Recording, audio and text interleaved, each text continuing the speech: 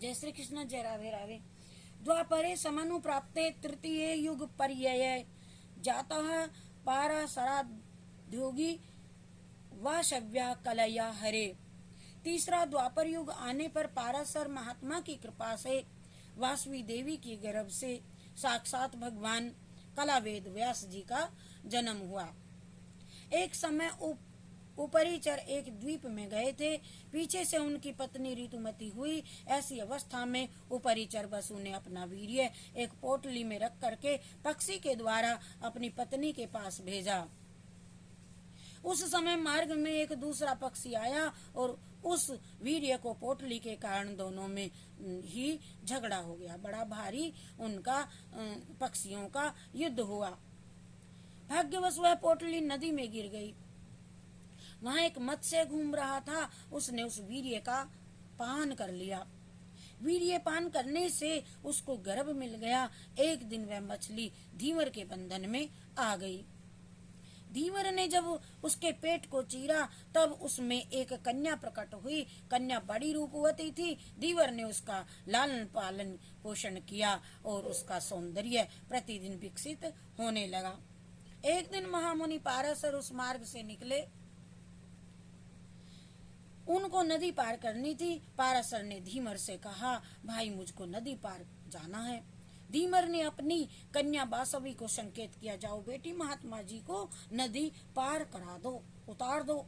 वासवी तत्क्षण अपनी नौका दंड को लेकर के नौका पर चढ़ गई और पाराशर जी भी नौका में बैठ गए। मार्ग में पाराशर जी उस सुंदरी कन्या के सौंदर्य को देख करके मोहित हो गए। वासवी मुनि के हृदयंगत भाव को देख करके बोली, महात्मा जी नहीं, मैं दुर्गंधा हूँ। वासवी ने यह सोच करके कहा कि मुनि को मेरी ओर से घृणा हो जाएगी, किंतु पाराशर जी बोले, तू दुर्गंधा नहीं है अपितु तू योजन गंधा है। ऐसा कहने पर वासवी के देह में सुगंध उड़ने लगी।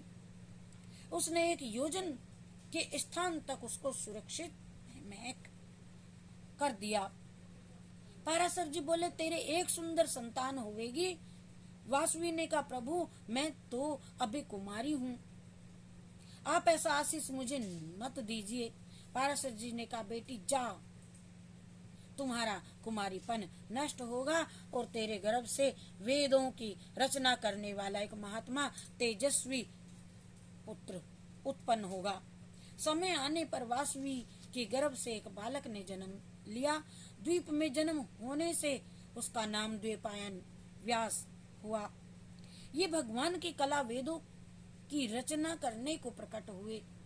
वेद व्यास जी जन्म लेते ही आपका तेजो में बपू शोभा देने लगा। व्यास जी ने माता से कहा, माता अब मैं जा रहा हूँ और अब तो मैं तभी आऊंगा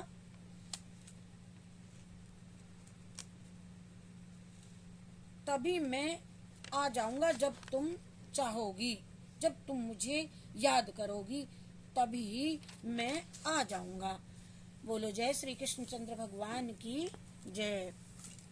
हो राधे कृष्ण राधे कृष्ण राधे कृष्ण राधे राधे, राधे श्याम श्यामा श्याम श्यामा राधे राधे।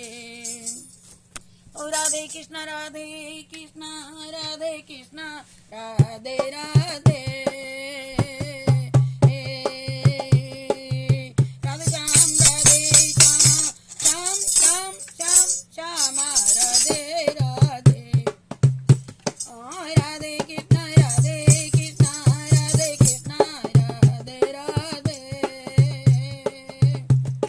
राधे श्याम श्यामा श्याम श्यामा राधे राधे, श्याम श्यामा